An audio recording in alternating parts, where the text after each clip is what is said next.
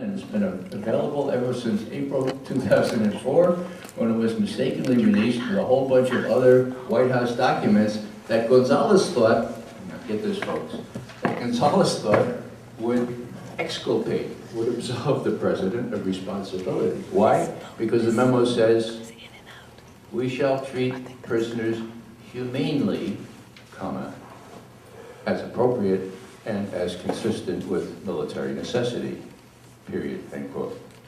That's not what Geneva says, folks. That's not what the War Crimes Act says. That's what led to Abu Ghraib and all the other things, okay?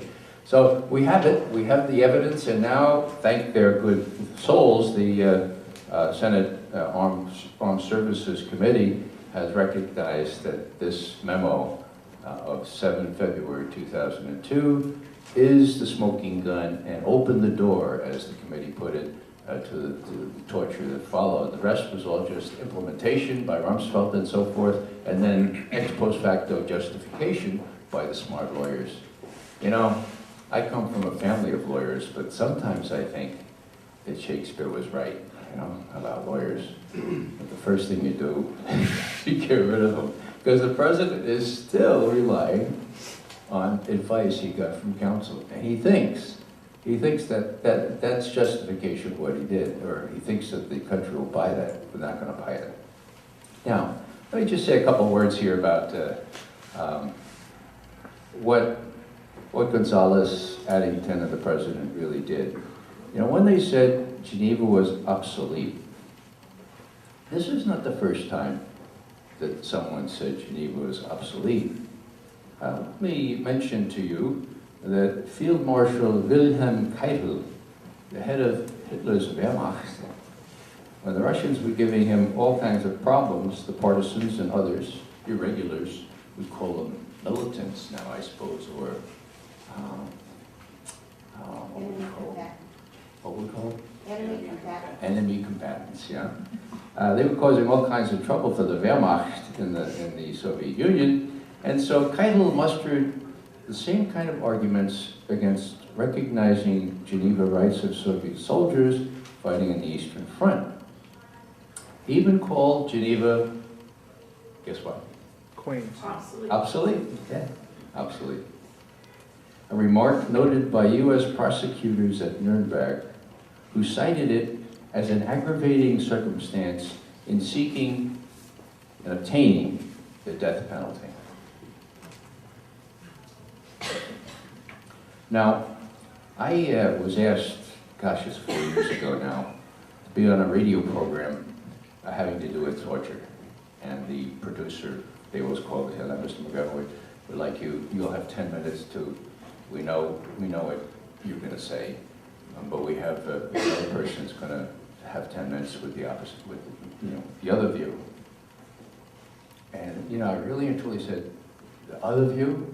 There's another view on torture? Oh yeah, here's somebody who worked in the Reagan administration, he thinks it's okay in this room. And it was only then it dawned on me that there is another view. See, I don't watch 24 or those other programs, but many people do, including the likes of Scalia and Reyes, the head of the House Intelligence Committee, has a big fancy for Jack Bauer, and has praised the CIA assistant director who destroyed the interrogation tapes as being a modern day or a living incarnation of Jack Bauer. Let me just say a word about how I handled that request to speak. I was shocked, and I went down to my study and I said, all right, McGovern, you can be shocked, but why don't you try to figure out something sensible to say about this? And I came up with 5 reasons at the time why torture was not a good idea, why it was illegal, why it was dumb, okay? And I'd like to go through those because I've sort of elaborated on those a little bit in the years since, and I'll try to be brief. First reason is the John McCain reason. Torture gives our country a bad name. Now, is that important? Of course it's important. Our country's name has never been lower. Is that the most important? I don't think so. I think I'm going to go up in the level of what I consider to be importance. Secondly, it creates more terrorists. I mean, we have national intelligence estimates that say that. Goes without saying. I mean, 1.3 billion Muslims in the world, watching their TVs every night, watching Abu Ghraib, watching what's going on in Iraq, Afghanistan, watching what the Israelis are doing now in Gaza. That creates far more terrorists than you're ever going to convince or deter with torture. Third one, it endangers our own troops. Now, of course that's true. You don't abide by Geneva, your enemy is not going to abide by Geneva. But you know, most people just take that physically. It's just as important morally, spiritually. If you ask John McCain, or some of the folks that were with him at the Hanoi Hilton, how they hung in there, how they possibly could deal with this day after day for many years, you know what they all say? All to a man. They all say, because at the end of the day, we could look at each other and say, well, we don't, at least we don't do that. That sustained them, folks. How many of our soldiers can now say that? You know, well, let me just say that another reason is simply that brutalizing others brutalizes our own troops. And it's been my good fortune to know a fellow named Sam Provence, who was a Army sergeant at Abu Ghraib. He was the system administrator, but he heard the screams, and he told me this. He says, you know, I worked the night shift at Abu Ghraib, and I heard the cries. And I thank God that I refused time and time again to be on the interrogation team.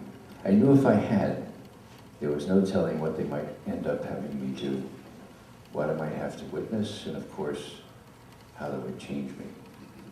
I saw people become animals, and it strikes fear into your heart when you feel it seizing you.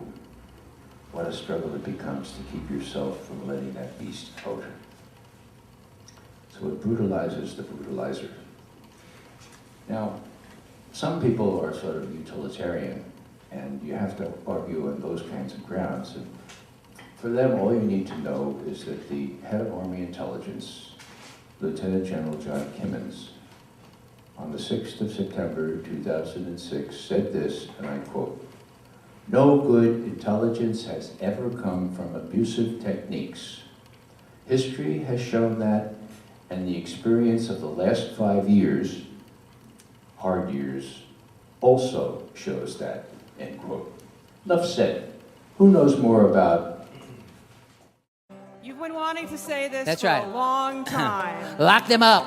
Lock them up. Lock the bastards up and throw the key away. Far away! A few years down and get mo. Then life in Abu Ghraib. Make sure their sorry asses never see the light of day. Think you got it? 2, 3, 4. Lock them up. Lock them up. Lock them up. Lock them up. Lock the bastards up and throw the key away. Far away!